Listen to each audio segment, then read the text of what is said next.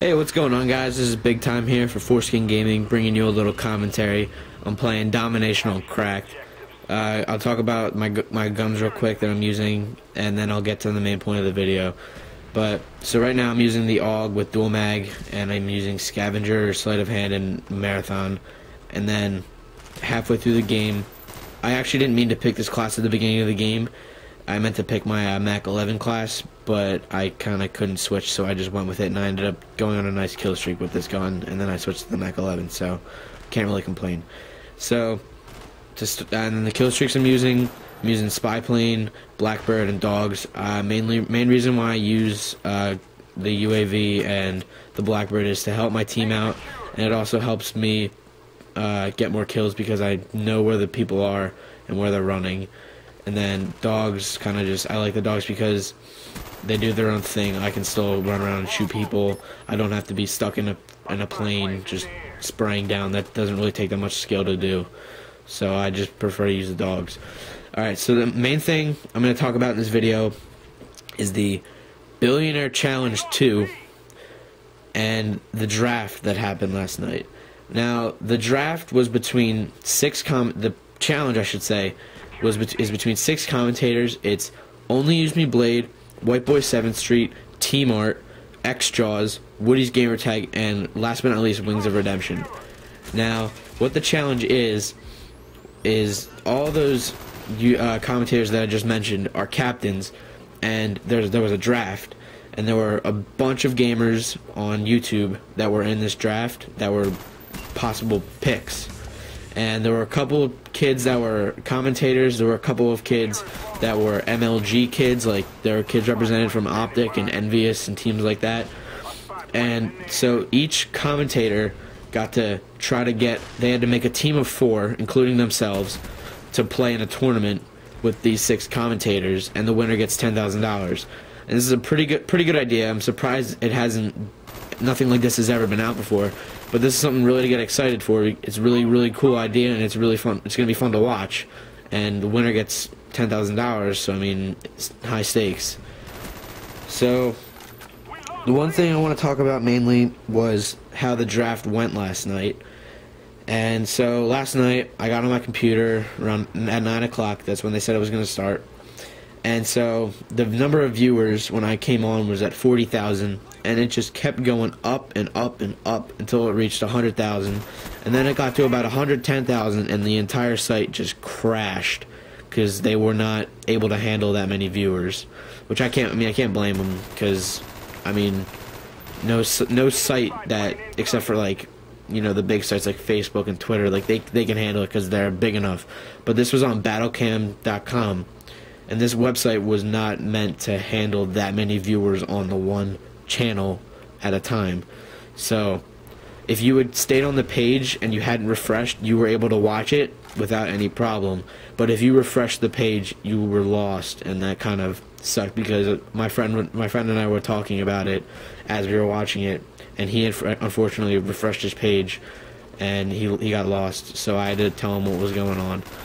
But anyway, so the thing about the draft that I was kind of a little concerned about, I guess, I don't know if concern's the word, but there was really no plan as to how they were actually going to go about the draft. Like, I was watching the video, and they're kind of just all the guys were talking. They were like, all right, so how are we going to do this? Like, who's going to go first? Like, how are we going to pick the order? And I was kind of concerned. I was like, why wouldn't you have this thought of ahead of time? I mean, this is kind of big. There's $10,000 on the line. So if you want to make your picks, you want to make sure that you're going to get a good pick and a fair pick. So I mean, I don't know, but they had a system set up, but they just didn't have. I just didn't understand how they decided who was going to pick it first and whatnot. But all I know is that they said Xjawz had to go last because he had won the Billionaire Challenge, the first one, so he was definitely picking last. But then the thing I didn't understand was Wings of Redemption came in second, but he got first pick eventually. I was kind of just confused. So the way it worked was each commentator got $1 million technically, and they were allowed to bid as much as they wanted on a player when it was their pick, and other commentators that were captains were allowed to bid on the same player to if they really wanted them. So it wasn't a sure thing if you picked them, they were on your team. You had to outbid everyone if you really wanted that player, which was kind of interesting to watch because the first pick, Wings, picked Team Envious, and they were represented by Foreplay, so he's definitely worth getting on your team.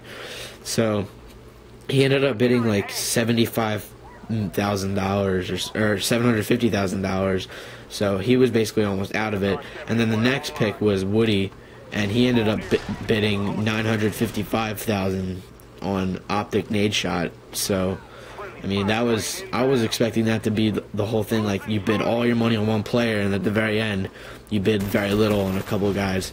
But those were the only two that were really, really high bids, and then a couple of guys managed to sneak away with only bidding very little on very good guys. Like, Onslaught only went for a couple 10,000. I think he went for 20,000, which is ridiculous. He's really good, but that's how it went down. And so the whole time this draft was happening, Alki David, he's the billionaire, I guess. I had never heard of him before the draft, but he was webcamming the whole thing. Like, it was, all you saw was him, and then you just heard the commentators doing their thing on whatever. Like, they were just talking. And I gotta tell you, he is one of the funniest guys that I've ever seen. The whole time, he's just being goofy as shit, just pulling stuff out of his... He had a secret closet that was a bookcase, and you just pulled the bookcase out, like a secret room, and he was just pulling out stuff. He pulled out a pair of angel wings, which he put on, and then he, like, displayed them, then he put them back. He pulled out a naked mannequin with, like, a...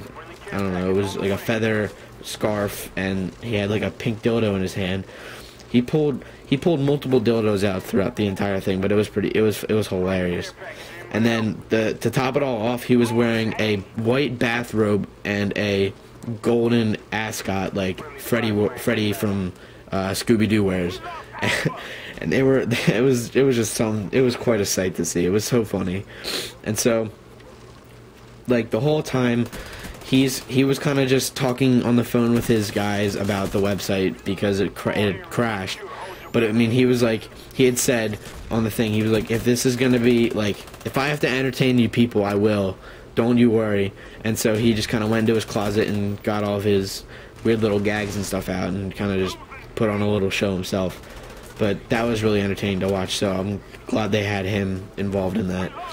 And so finally, it ended up being all the guys got their picks, and a couple of guys got subs, and I was kind of wondering how, like, the subs would work. Like, are you just gonna have them on the bench as a reserve, or are you gonna actually sub them out for someone? Because if you're gonna be betting your money on three guys, I'm pretty sure you're gonna want those three guys to play, like, the whole game. So or every game. So I don't understand why you would need subs. But a couple of guys like KenBurton from Machinima, he got picked by Xjawz. I don't think he's gonna play, but it was nice of him to pick him. And then Wings of Redemption got Sandy Ravage, which was a great pick. I was really hoping Sandy would get picked by someone, and unfortunately he didn't. And one guy me and my friend were hoping would get picked didn't, unfortunately. Ronaldino. He's a beast, but unfortunately he's not really well known enough to get. I guess he wasn't well known enough to get picked. And one pick that should have happened but didn't really surprised me. Woody's Gamertag had the last pick, and he was kind of debating between Sam 5000 and Pwnstar for Hire, and he ended up going with Pwnstar. But I mean, they're both. No, don't get me wrong, Pwnstar's really good, but I was surprised he didn't pick Sam. He had a feeling that Sam's connection, because he's in Europe, would be a problem, so he didn't want to risk it. But I don't know. So this game's coming to a close, and I'd just like to say thank you for watching. And if you enjoyed this video, please give it a thumbs up, and also subscribe to our channel. Really appreciate it. Thank you again for watching. This is big time, and have a nice day.